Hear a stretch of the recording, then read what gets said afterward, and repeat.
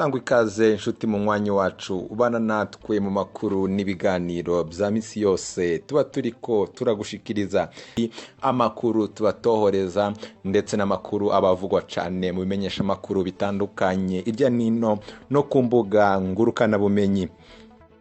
Muri gahunda y'aya makuru turagaruka ku makuru yihuta cyane adushikiye ubu tuvugana akaba ari amakuru arabana n'urugendo nyine cubahiro umukuru w'igihugu Perezida Ndayishimiye agiye kugirira mu gihugu cya Uganda. Bijyanye n'urwo rugendo muraza kubikurikirana muri aya makuru.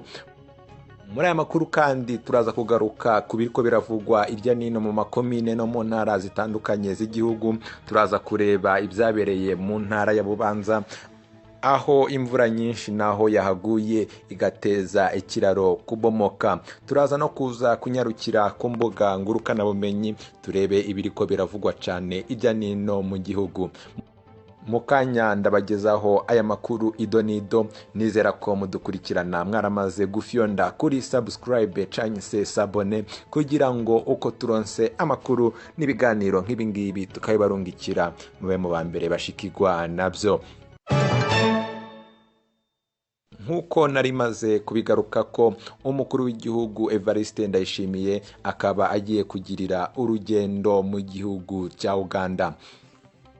Kuri uyu wa kabiri igenekerezo rya 11 Rusama uyu mwaka w'ibihumbi 2021 umukuru w'igihugu aherekejwe n'umutambukanyi wiwe Ndayishimiye bakaba baraza kwerekeza mu gihugu cya Uganda aho baza kuba bagiye mwirahira ry'umukuru w'igihugu cya Uganda Yoweri Kaguta Museveni watorewe indi manda yo kuyobora igihugu cya Uganda.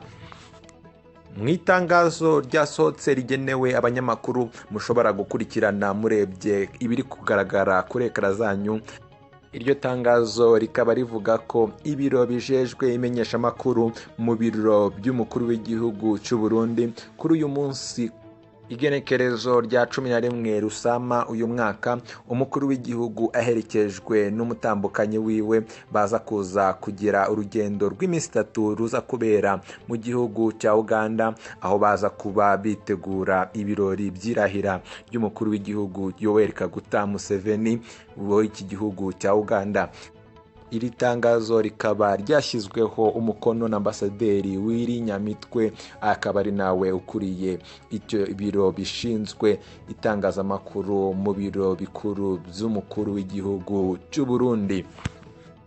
Nkuko rero twari twabamenyesheje mu makuru yacu yatambutse irahira rikaba ritekanyijwe mu gihugu cya Uganda nyuma yuko umukuru w'igihugu cya Uganda Yoweri Kaguta Museveni yongeye gutsindira indi manda akaba yaratsinze mu gihe abenshi bavuga ko habayeho ubusuma mu matora ndetse akaba agiye kujyaho bidakurikije amategeko.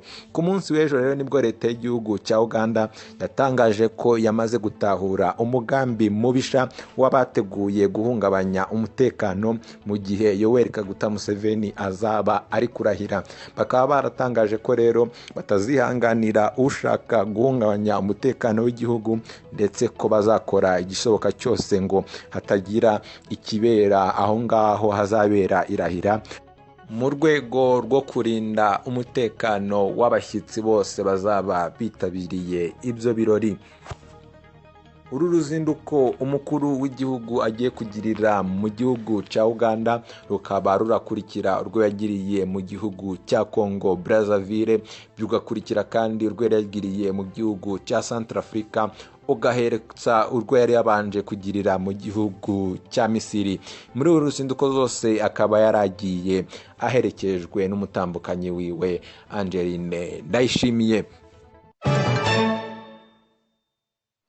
Kuri uyu wa mbere uheze mu ntara no muri komine ya Bubanza akaba ari muri zone Kivyuka imvura yaraye iguye ku bwinshi iza kubomora ikiraro cyafatanyaga umutumba wa Gitsira na Karema akaba ari ikiraro gica hejuru y'uruzi rwahitwa mu Kigobe. Icyo kiraro rero kikaba cyamaze nacyo kubomoka. Nkuko bigaragara ku masanamu mubasha kuraba ngaho kuri ekara zanyu, icyo kiraro kikaba ari ikiraro gito cyane cyari gikozwe n'ibiti ubu nacyo kikaba cyamaze gucika, abaja n'abava muri iyo mitumba yombi bakaba batabasha guhita. Ibi rero bikaba bibaye nyuma y'uko irya nino mu bice bitandukanye by'igihugu hamaze iminsi hibuyenza icika ry'ibiraro, nyuma y'uko hashize iminsi mike cyane ikiraro cyo ku ruzi rwa Kirasa nacyo kirengewe n'amazi kikacika kikagwamo. Abenshi rero bakaba batunga agatoki ko ibikoresho biba bigize ibi biraro biba bishaje, akaba ari nabyo biteza ibi biraro gucika mu gihe habayeho ukwiyongera kw'amazi ndetse mu gihe imvura nayo yaje kuba nyinshi. Abaturiye ngaho muri komine ya Bubanza bakaba bavuga ko atari ikiraro cyonyine cyacitse, ko hari n'amazu 5 y'abanyagihugu nayo yabomotse, ngo ikibazo bafite nuko batari kubona aho banyura bajya kuyasanura. Tunyarukire ku mbuga ngurukanabumenyi turebe ibiriko biravugwa cyane. Ku mbuga ngurukanabumenyi hariko haravugwa inkuru y'umweskuro uri gushaka kwiba abantu akoresheje isanamu y'umwe mu baguye mu isaganya riherutse kubera i Mwaro. Ku bakoresha urubuga rwa Facebook hariko haragaragara konte y'umugabo wise Jesus Ines Niyongeje, akaba ariko yegeranya amahera akoresheje isanamu y'umwe mu bazize ubuzima mu isaganya ryabereye i Mwaro.